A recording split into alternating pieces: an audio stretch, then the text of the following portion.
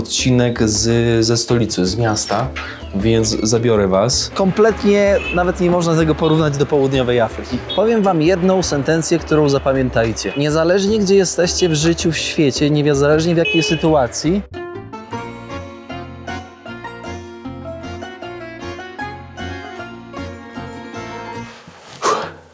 Witam Państwa bardzo serdecznie w odcinku numer 2 z Lesotho. Ale dzisiaj akcja. Śpię sobie, bo ja jestem tutaj kilka dni. Musiałem trochę odpocząć, wiecie, się zregenerować, bo coś gardło mi siada. Babka przychodzi z rana i krzyczy przez drzwi 7, nie? Ja sobie tutaj śpię, o tako, upatulony, wiecie, w śpiwór. O, piórko wyszło, muszę wciągnąć, bo to trzeba tak co jakiś czas wciągać te piórka. No i wiecie, taki cały mój tutaj bajzel jest. No i ona przychodzi i mówi, że cały prąd wykorzystałem. Ja mówię, jak cały prąd wykorzystałem? Ona mówi, że przez całą noc miałaś farelkę. No i faktycznie miałem farelkę. To jest, spojrzałem na ten 2500 wata na godzinę, no to mogło zjeść i mnie. No i tak zacząłem sobie kminić, bo ja przez 2 noce na pewno miałem farelkę przez co najmniej z 20 godzin w sumie. No i tak sobie policzyłem, że to wyszłoby około tam 10 zł. 10, może 15, nie wiem, może 20, coś takiego. No i ja nawet nie byłem w stanie jej tam wytłumaczyć, bo byłem przebudzony, ona taka wkurzona. Idę zaraz to ogarnę i powiem jej, że dopłacę jej po prostu za ten prąd, żeby się nie denerwowała.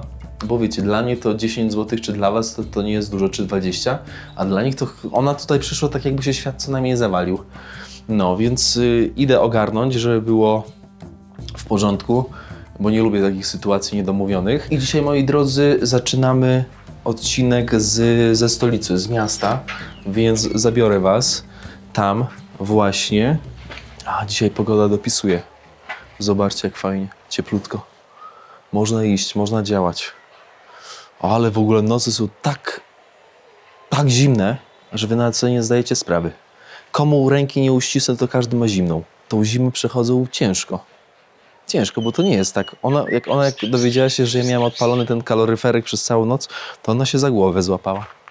Ona mówi, gdzież przez całą noc? Tak sobie myślę, to po co ten kaloryferek tutaj stoi? Dzisiaj środek tygodnia, więc zobaczcie. Wszyscy na robocie. To i ja pójdę na robotę. Zrobię odcinek. Zostawcie łapeczkę, komentarz, podajcie odcinek dalej, żeby to wszystko dobrze się układało. Satacho taka wkurzona, ale nie wkurzona. Ja to chyba sympatyczny jestem, to dlatego tak na mnie ludzie się nie wkurzają, ale mówię do niej od razu, tak mówię z partyzanta, nie będę tutaj owijać bawełną. Mówię, Satacho, powiedz ile, ja ci zapłacę, przecież to żaden problem. Mówię, nikt mi nie powiedział, że nie mogę używać tego piecyka, wiesz, w nocy, kiedy jest tam 0 stopni. Ona mówi, dobrze, w porządku, ja policzę i ci powiem. No więc zobaczymy. Tutaj mamy bukszpan, tutaj mamy aloes. I powiem wam, że ten aloes ciekawy jest. To jest bardzo ciekawe, bo jest kilka rodzajów tego aloesu. Bardzo ciekawy, bo wszędzie, gdzie nie pójdę, w miejsca takie, gdzie jest kwestia religijna, no to są aloesy, które chronią właśnie od złych energii, od zła, odganiają. No ale też świetna apteka, nie ma co ukrywać. Teraz słuchajcie, śniadanie będzie, ale siedzę, rozkminiam. Teraz wyobraźcie sobie życie, że w kraju jest tak drogo, zarabiacie tak mało, że jak idziecie spać, to jedynym waszym ogrzaniem jest jest kołdra z prześcieradła i koca. To jest jedyne wasze grzanie, nie jakiś tam piecyk, nie jakiś kaloryfer, nie jakaś farelka, bo nie ma po prostu na to pieniędzy. Mamy XXI wiek, 2026 rok, połowę, znaczy już trochę dalej niż połowę. No i wiesz, i czujecie temat? W ogóle to rozwarstwienie takie ekonomiczne na całym świecie, względem całego świata jest tak duże, że czasami takie sytuacje jak ta wydaje się taka błaha. Tak wygląda świat. I mam nadzieję, że tym odcinkiem wam i tą sytuacją wam trochę też uświadamiam, że to tak trochę wygląda. Znaczy trochę, bardzo. Dzisiaj tuńczyk na śniadanie, chlebek lesothowy i fasola czerwona z masłem. Tuńczyk spoko jest. Wiecie, bo ktoś może zaraz powiedzieć, kierowniku, ale nie jesz tego, jedzenia ich na ulicy. Wiecie, jak ich jedzenie na ulicy wygląda? Kiełbasa, nie wiadomo z czego. Nie no, pewnie ze świni, żeby taniej było.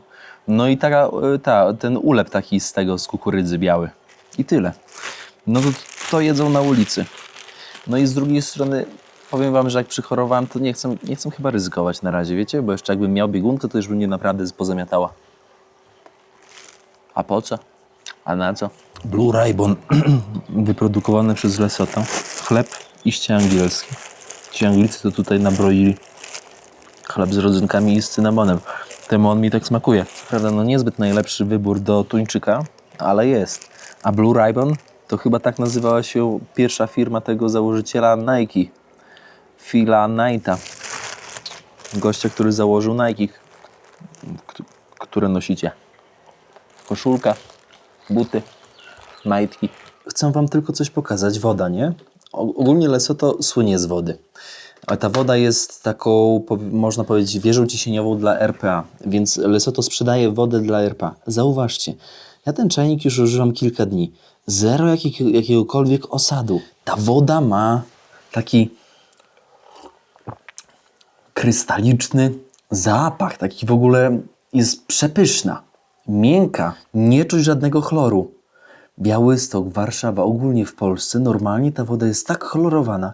Ja się zastanawiam, jeżeli tutaj idzie na taką skalę, jeszcze do RPA i ta woda jest w tak dobrej kondycji, o co chodzi z naszą wodą? Czemu nasza woda jest tak chlorowana? Normalnie aż wiesz, aż czuć ten chlor, co prawda się szybko ulatnia, ale jak nalejesz z kranu bezpośrednio, to normalnie czuć. A w czajniku takim bezprzewodowym to na grzałce dosłownie po tygodniu już masz taki biały osad, który po prostu trzeba jakimś preparatem albo cytryną i sodą oczyszczoną czyścić. Macie tak samo? Powiem wam, że ta woda mnie naprawdę urzekła tutaj. Ja nie kupuję wody w butelkach. Cały czas ładuję z kranu i gotuję. Albo bezpośrednio. Dumela. Przywitałem się z wami w języku Sesotho.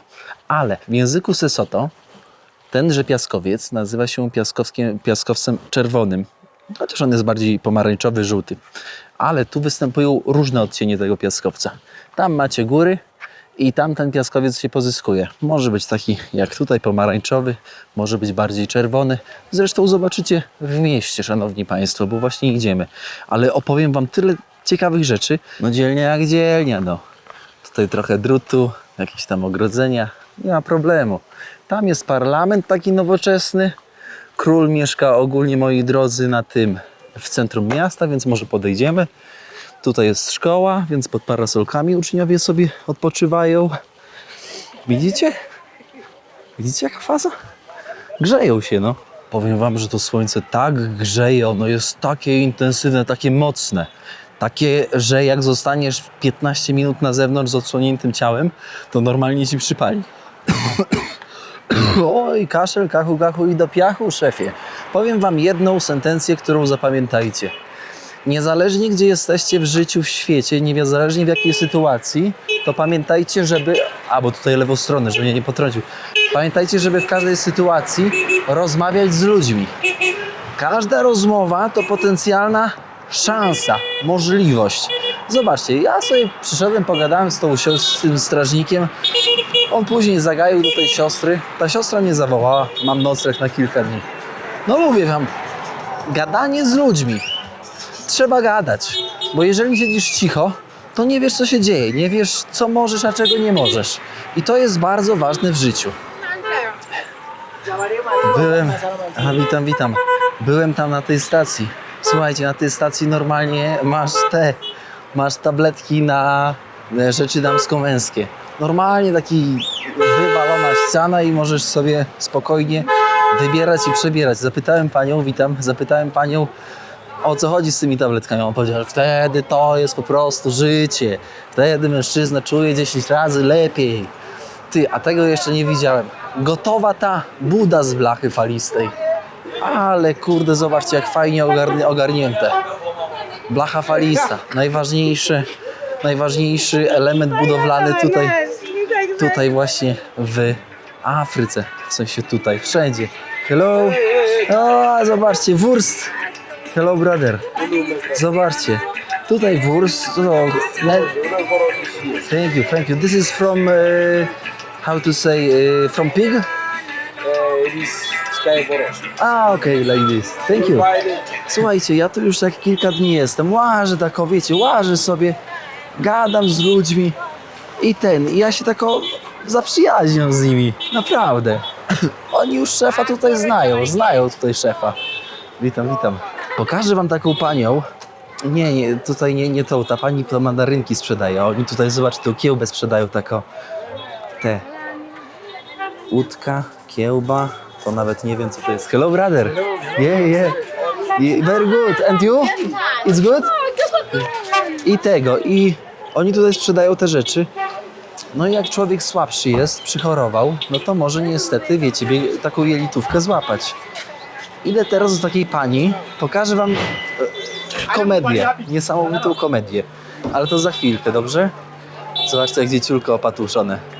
Basuto, to są te koce takie, ale to tradycyjne, to się nazywają tradycyjnymi kocami, ale do tradycyjnych to nie ma nic do rzeczy, bo tu się bierze koc z second handu, który się akurat najtaniej złapało i tyle w temacie. W Sesotho ten koc też się nazywa kubo, ale Basuto Blanket to też, jak powiecie, to też zrozumieją. Idziemy, już zaraz jesteśmy tutaj, widzę, prawie w samym centrum. Zobaczcie, tutaj co chwilę będziecie widzieć ten czerwony piaskowiec. O, tu jest kościółek. Szkoły, nie szkoły. Czerwony piaskowiec w języku Sesotho to nic innego jak Maseru, czyli nazwa tej stolicy. Rozumiecie? Czyli stolica nazywa się Czerwony Piaskowiec. Zobaczcie na to. Tu jest taka pani. Kurczę, nie widzę jej dzisiaj. Patrzcie na to. No mówię, ja jak berety. Podchodzę tutaj. Wczoraj jak leciałem tędy, mówię śmiech. Mówię, nie wierzę. Zobaczcie to. Hello sister! Hello sister! I need to show for my people. This. I can hold for you. Zobaczcie. Mówię, zobaczcie. Poland. Polska, Czechy. Is good? Is good, madam? Zobaczcie. 10.10.2009 Praga, kwalifikacje World Cup 2010. Polska. Mówię, niesamowita, nie? Mówię, beautiful. So nice. If you buy it, you will get passport from Poland. Okay. If I buy it, you get passport from Poland. Yes, because it's like, you are like citizen. Yes. Okay. Bye bye brothers. Bye bye sister, see you. I will come after. No co mordo, jak kupisz szalik z Polski, no to masz normalnie ten, kasznę sobie, normalnie paszport dostajesz, a co? Nie? Normalnie. Powiem wam, że jak mówię do ziomków Dumela, to ja już jestem od razu ziomek. Zobaczcie, ile taksówek, jak dużo. Wiecie, co jest fajne tutaj w mieście? To, że można normalnie płacić dwoma walutami.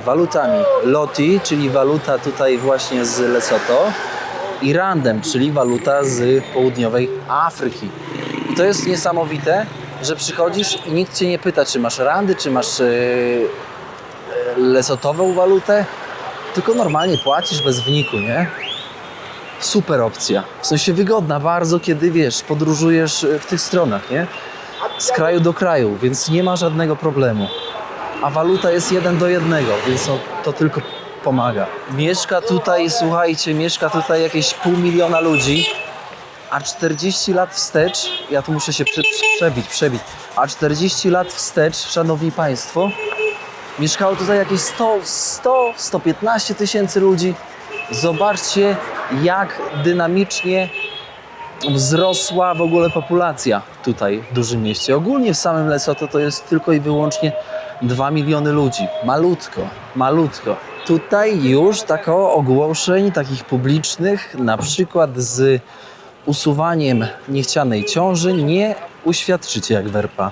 O co w ogóle chodzi w tym RPA, że tam na każdym kroku, witam serdecznie, na każdym kroku masz takie brzydkie ogłoszenia, wiecie, co sprzedają jakieś różne tam piguły, nie piguły, nie? My na jakiś ryneczek wpadliśmy. O, kilogram ziemniaków 2 zł. No, zobaczcie. 2 zł, 3 zł. Ciekawe jest to, że mediana tutaj, tak jak idziemy sobie spoglądacie na tych ludzi wokół, wynosi 22 lata. Mediana to tak jakbyście ustawili od najstarszego do najmłodszego, no i wypośrodkowali tą, że tak powiem, tą średnią wieku, to 22 lata. To można powiedzieć, że połowa populacji Lesotho to ludzie, którzy mają 22 lata i mniej. Młode społeczeństwo. See you, madam. Ludzie w wieku emerytalnym to zaledwie 5-6% z tego, co udało mi się wygrzebać, przygotowując się właśnie do odcinka. Bardzo mało. Średnia wieku 59 lat. Ale ci ludzie bardzo szybko umierają. Zresztą nie dziwię się, bo zobaczcie, moi drodzy, są dwa aspekty, które na to wpływają. Ekonomia. Tak jak zobaczcie, surowe zimy, bo to jest surowa zima na warunki afrykańskie, no i nie mogą się ogrzeć, bo nie mają za co. Więc ta ekonomia dobija ludzi. I drugi aspekt, który bardzo mocno dobił populację, to jest HIV po prostu. Moi drodzy, HIV rozprzestrzeniający się na prawo i na lewo, teraz już ogólnie ta edukacja właśnie troszkę bardziej poszła do przodu, ale na przykład 20-30 lat temu to było pokłosie niesamowite. Niesamowite. Daleko nie trzeba szukać, zobaczcie, nawet kampanie społeczne. World AIDS Day 2025. Ludzie są świadomi tego, że tak naprawdę, no niestety, zbliżenie z mężczyzną, z kobietą nieznajomym, no to może wiązać się z poważnymi konsekwencjami. Ale wszelkiego rodzaju zabezpieczenia. O, i kiciula! Dawaj Lesocką pogłaszczemy. Chodź. Kurde, nie pogłaskali mnie. Nie pogłaskali. Zabezpieczenia ogólnie nie są takie drogie, ale patrząc na to, jak jest tutaj dla lokalnych drogo, no to są drogie. Więc jeżeli ma płacić 7 zł za zabezpieczenie mężczyzna, no nie zapłaci, no z pustego Salomon nie naleje. A takie naturalne popędy są po prostu. I powiem wam, że w Afryce to ja zauważyłem, że to jest jakiś szalony naturalny popęd. Patrząc, tak wiecie, porównując europejskie standardy. Naprawdę. Budynek banku centralnego tutaj, ogromny, relatywnie nowy. To nie jest tak, moi drodzy, że te budynki powstają z funduszy Lesotho. Ale jak to się dzieje, że one powstają? Lesotho ma dwie gałęzie, które przynoszą ogromne dochody. Jest to woda, którą pompują dla RPA i diamenty, rzecz jasna. Ale pieniędzy ciągle brakuje. Więc kto przychodzi pomóc? No, moi drodzy, bardzo często mówię, będąc w Afryce, o tym aspekcie. Bracia Chińczycy. Dzień dobry, my wam wybudujemy banki, my wam wybudujemy szpitale. Potrzebujecie szkoły? Wybudujemy wam szkołę. Czemu nie? Na nas zawsze możecie liczyć. Ale musicie dać nam koncesję na wydobycie diamentów. Na 40 lat. Chińczycy wpadają, skanują, bo mają do tego technologię, trzewią doszczętnie złoża w danym rejonie i wyjeżdżają. I zarabiają o wiele więcej niż wpompowali pieniędzy w pomoc danemu krajowi. Tutaj już jesteśmy w centrum. Zobaczcie. Maseru District Hospital, czyli to jest szpital, nie? Ale podejdę wam bliżej i pokażę to, o czym przed chwilką właśnie mówiłem, o tym wsparciu Chin. Dawaj, ty, nie będę stał na czerwonym. Też my nie jesteśmy w Polsce. Proszę zobaczyć z bliska. China Aid. Chińska pomoc for shared future. Do lepszej przyszłości, do dzielenia przyszłości. No i ktoś zaraz zapyta, bo powinien zapytać, czy szpital w takim przypadku dla tej niewielkiej populacji 2 milionów, tutaj w stolicy 500 000 mieszka, czyli 1/4, jest darmowy. Nie jest darmowy. Jest symboliczna opłata za dojście do lekarza, pod warunkiem, że jeszcze ci się uda dojść, bo to jest kolejka jakaś niebotyczna, niczym w NFZ-cie w Polsce. Za 2 lata, to ty za 2 lata już 4 razy krzyż pocałujesz. A nawet jak już się dostaniesz, no to leki musisz kupić za swoje pieniądze. Strzykawki, leki za swoje. Więc zobaczcie, jest pomoc, ale ta pomoc ma sens tylko wtedy, kiedy ci ludzie mają fundusze. Pani normalnie dzisiaj na straganie zapytała mnie, czy nie mówi, że ją klatka boli, że nie ma pieniędzy na leki. Dałem jej 20 tych loti. Mówię, kupi pani sobie ibuprofen albo paracetamol. Ibuprofen to trochę zwalczy ten stan zapalny, nie? On mówi, bo ona nie ma. W sensie co chwilę tu ktoś podchodzi do mnie i prosi o to, żebym pomógł mu wyjechać, o to, żebym mu coś kupił, o to i to tak bezkozernie. Tak nikt nie wnika nawet. Tak jak ja bym tutaj, nie wiem, jakimś księciuniem był. Kolejka z tyłu za mną, widzicie w banku, jaka duża, jak za meblościanką w latach 80. Wziąłem z bankomatu Loti, stałem w kolejce i myślę sobie, nie będę stał tutaj 2 godziny w kolejce, tylko zapytam, czy ktoś mi wymieni, bo ktoś może akurat te randy chce wymienić na Loti. Pytam, od razu 2 babki podbijają, mówią, jasno, jasno, tutaj wymieniamy. Ciach, 5 minut załatwione. Hajs wymieniony 1 do 1. Dlaczego wymieniłem na randy?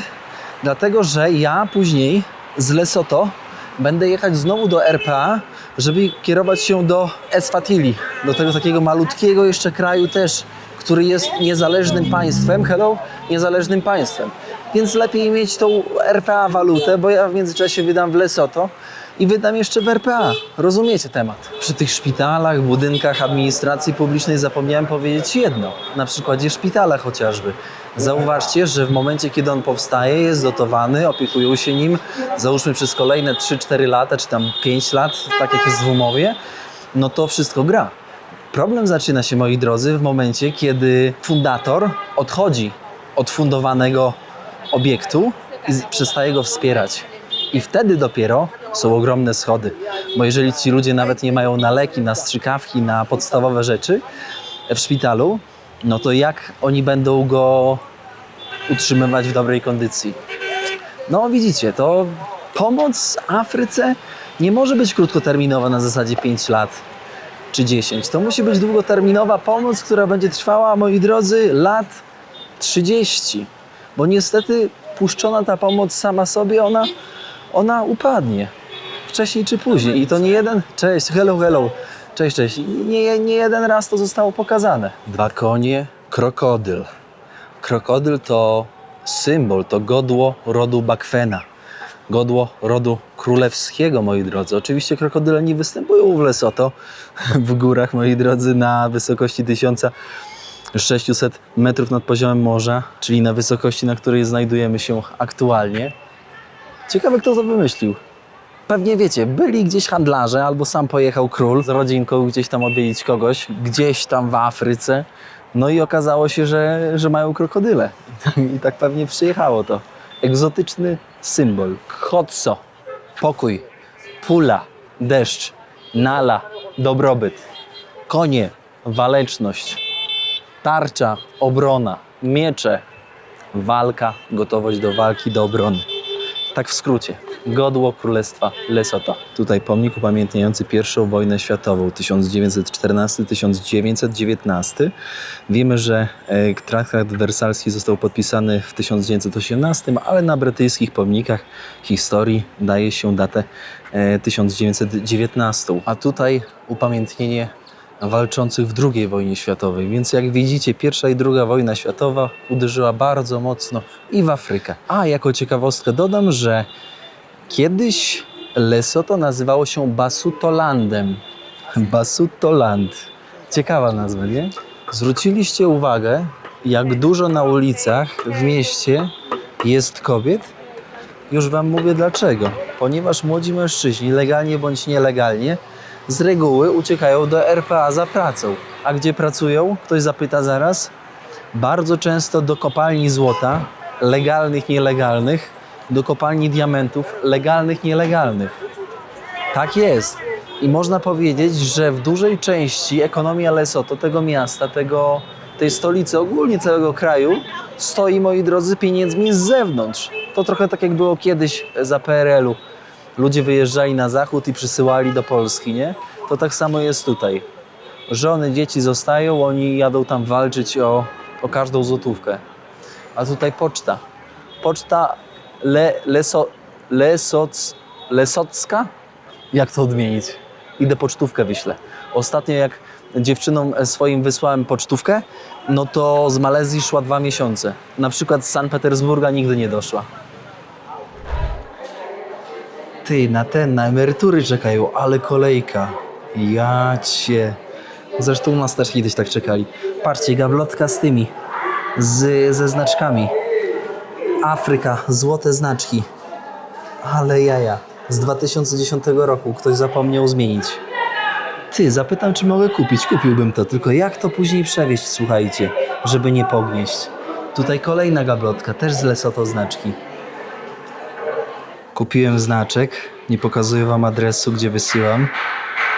Zobaczcie, jestem tutaj w miejscu, w którym Lesotho, filatelistyczne. No tutaj powiem wam, że aż wróciło do mnie, bo ja kiedyś kolekcjonowałem znaczki. Dalej te znaczki mamy z dzieciństwa. Bardzo lubiłem kolekcjonować monety i znaczki. Dalej kolekcjonuję znaczki, ale już nie tak jak kiedyś, a monety no to z każdej części świata przywożę do domu. To są moje pamiątki z podróży.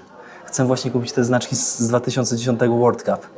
Kosmos. Zobaczcie, szanowni państwo. Hello guys, thank you so much for help. Zobaczcie, Jan Paweł II. Znaczek, nie wiem skąd on wykopany. Ja tu przyszedłem wysłać pocztówkę. Zobaczcie. Mistrzostwa Świata Argentyna-Holandia, 78 rok. Proszę. Is it still on? Jest. To jest jakaś złota rocznica tych, o Jezu, królowej tej Elizabeth. Tam mam złote znaczki Mistrzostw Świata Południowej Afryki w 2010. Słuchajcie, ja chyba nigdy nie widziałem tak dużo starych znaczków w tak dobrej kondycji. Słuchajcie, one kosztują niektóre po 10 groszy, niektóre po złotówce, niektóre kosztują po, nie wiem, 2 złote, nie? Patrzcie, ile tego jest. Tego angielskie, nieangielskie, 40-letnie, 30-letnie, przeróżne. Dla filatelistów, no to jest po prostu bajka. Mi się właśnie włączył syndrom zbieractwa z dzieciństwa. Zobaczcie, cała szafa. Podejdę, pokażę. Ja tutaj wydam jakieś 40 zł dzisiaj. O, wziąłem właśnie te, nie? Zobaczcie, te złote. Oni mają tutaj tego od groma, tych arkuszy. To jest, powiem wam, że nie do opisania. 2 złote, złotówka, 20 groszy, bajkowe. Proszę, ale wpadłem, ty jak śliwka w kompot. 40 zł zostawię za te znaczki. Tutaj jest rachunek, 158, to jest 35 zł zostawiłem na poczcie, kupując znaczki. Dziękuję bardzo. Pam, szanowni państwo, zakurzona skrzynia. Zobaczymy, za ile dotrze kartka. No i idź, bo będziesz przez... Idzie? Dobra, jest. Pocztówka wysłana, pieniądze wzięte na mieście, znaczki kupione, chociaż nie planowałem. Nie mam pojęcia, jak ja będę je teraz przez tą całą Afrykę wiózł. Nie mam zielonego pojęcia, ale mam przeczucie, że wartość tych znaczków kompletnie przekracza cenę, którą zapłaciłem. Mam takie przeczucie. Jeśli się mylę, to wyprostujcie mnie. Centrum miasta. Tutaj jest jakaś kawiarenka. Recip. Co to jest w ogóle? Alliance France Messeru Lesotho. Co to w ogóle jest? Nie mam pojęcia. Ty, jakaś kawiarnia. Zajdziemy sobie, kawy się napijemy. Zobaczmy, co tutaj dają. Kurczę, co to jakaś ty... Co to, na winko? Kawę serwują, zobaczmy. To na winko taka przestrzeń. Nie wiem, co to za miejsce. Zobaczcie, znak honorowy Niemiec, Deutschland. Wunder, Francja, też konsularne. Co tutaj jest, jakiś ten? Tutaj jest restaurant. La Café, La Café. Zobaczcie, tutaj wskoczyłem sobie do tej kawiarenki na kawkę. Ale fajna, klimatyczna, ty. Taki francuski styl troszkę, francusko-angielski. Powiem wam, że mam ogromny problem, bo tak naprawdę wiecie, wrzucanie odcinków w podróży, montowanie i wrzucanie ich w trakcie podróży po Afryce jest mega skomplikowane, tak samo jak po Bliskim Wschodzie poniekąd. Albo po takim Afganistanie. Sytuacja jest taka, że ja po prostu nie wiem, jak wrzucić nowych odcinków. Bo odcinki mam zmontowane, nie mam po prostu jak ich wrzucić. Bo wrzucenie ich tutaj, jeden odcinek, no to będą jakieś... W sensie, da się to wrzucić, da się nakupować tego internetu tutaj nie wiadomo ile i powrzucać to, ale to będzie setki złotych. Więc to się w mojej głowie nie kalkuluje. Muszę wykminić, jak to zrobić. Tutaj na przykład w kawiarni jest internet na minuty. Proszę bardzo, możesz kupić internet na 15, pół godziny na godzinę. Na godzinę kosztuje 4 zł, na 15 minut kosztuje złotówkę. Pytanie jest, kupiłbym sobie na godzinę, i powrzucał. Tylko pytanie, czy jest jakaś ograniczona prędkość. Nie wiadomo. Widzicie? A tutaj jedzonko, które sprzedają, to takie francuskie. Jakieś kanapki z serem, jakieś takie, wiecie, takie bajery. Może coś zaraz wybiorę. Może jakiś makaron? Najpierw cappuccino. Wasze zdrowie. Tutaj taka śmietanka, powiem wam szczerze. Francuzi siedzą, słyszycie? Sobie gadają. Tam jest mały Paryż. Le Petit Paris. Ja zamówiłem jeszcze pastę bolognese. Sobie zjemy, zobaczymy. Przyjemnie tutaj jest, naprawdę. Powiem wam, że ta stolica jest moją topową stolicą w Afryce. Przyjemna, spokojna, bez pośpiechu, ma taki bardzo fajny vibe i jest tanio. Ja za tą kawę płacę jakieś 6 zł tutaj w lokalu.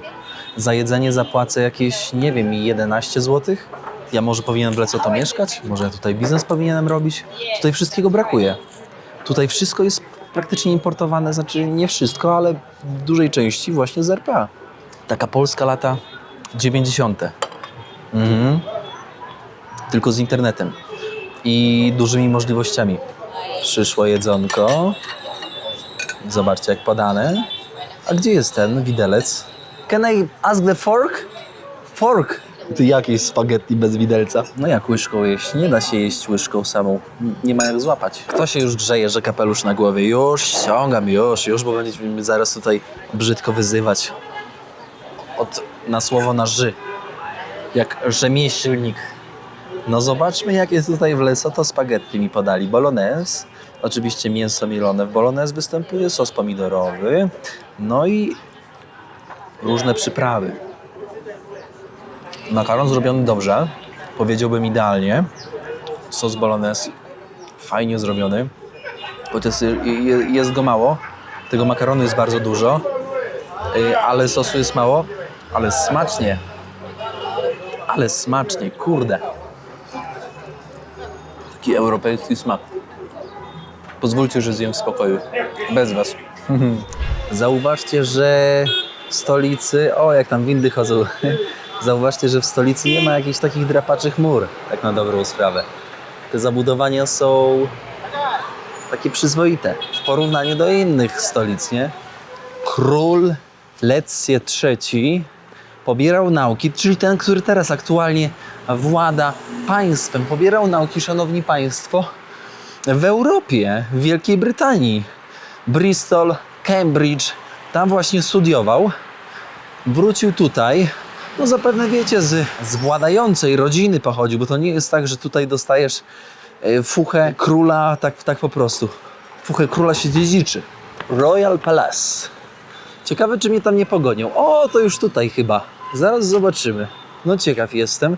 Ogólnie ten król bardzo brzmi ciekawie, bo on ima się rolnictwem, no i kocha właśnie wypasanie, szanowni państwo, wypasanie tych zwierząt. Nie wpuściła mnie ochrona do pałacu. Zobaczcie, w samym centrum miasta Pałac Królewski. Ciekawe też jest to, że w 2000 roku Lecję III poślubił, moi drodzy, wybrankę nie z królewskiego jakiegoś, że tak powiem, genu, tylko normalną, zwykłą dziewczynę ludu. Po prostu wziął dziewczynę, nie to, że genetycznie musiała być z wysokich sfer, tylko po prostu poczciwą, zwykłą dziewczynę ze zwykłego domu, który nie był naznaczony królewskim genem. Ciekawe, nie? I to jeszcze bardziej skupiło ludzi i zbratało, ponieważ stał się bliższy ludziom, zwykłym ludziom. No i widzicie, król też jest oficjalnym ambasadorem ONZ do spraw żywienia. To jest dość ciekawe, że zobaczcie, można na różne sposoby prowadzić państwo. I teraz jedyne, co mi pozostaje na koniec tego odcinka, zadać pytanie otwarte. Dlaczego tak bogaty kraj jak Lesoto w złoże, czyli wodę, masz wszystko. Masz asa w garści. Masz diamenty? Masz wszystko. Masz asa w garści. Masz inne na pewno też minerały. Na bank. To są ludzie gór.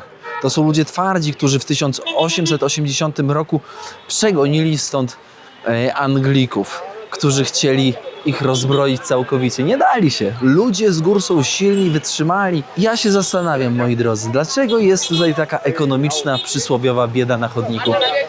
Ludzie sprzedają mandarynki po 20 groszy, żeby przeżyć, żeby mieć na chleb. Z czego to się bierze, że jednak ten król tak bliski ludziom nie potrafi tego ogarnąć z wykształceniem, nie potrafi tego ogarnąć, żeby tym ludziom się lepiej żyło. Powiedzcie mi, może ktoś, kto był w Lesotho, może ktoś, kto studiował o tym kraju, może ktoś mądrzejszy, powiedzcie mi, dlaczego tak się dzieje. Tak mały kraj, 2 miliony ludzi, tylko 2 miliony ludzi, z takimi zasobami, których nie powstydziłaby się Polska, gdyby miała. Ja mam poczucie, że gdybyśmy mieli takie zasoby, jak Lesotho ma, to my byśmy po prostu żyli na bardzo dobrym poziomie. Korupcja? Idzie hajs bokiem? Dziurawe kieszenie? Nie wiem. Moi drodzy, jest to jeden z moich ulubionych krajów chyba. Tak czuję. Ta stolica jest przecudowna. Ja normalnie się tutaj czuję fantastycznie. Ludzie są przemili.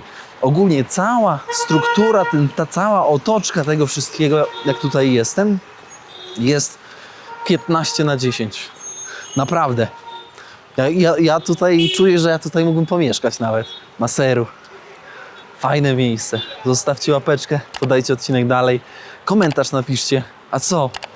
Komentarz też trzeba pisać, żebym ja też wiedział, co czujecie, jak oglądacie odcinek. Żegnam się z wami, State Library. Z wami i co? Trzymajcie się ciepło.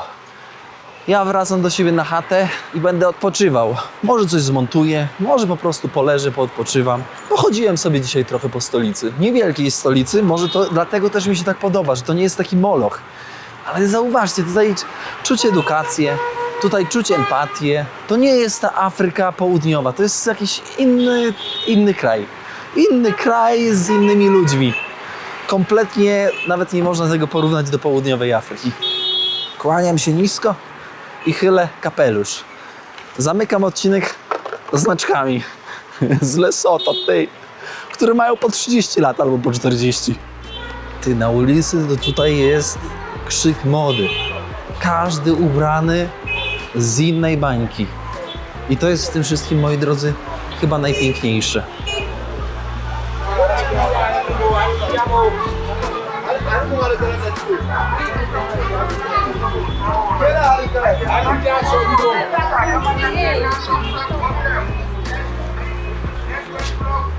Yeah.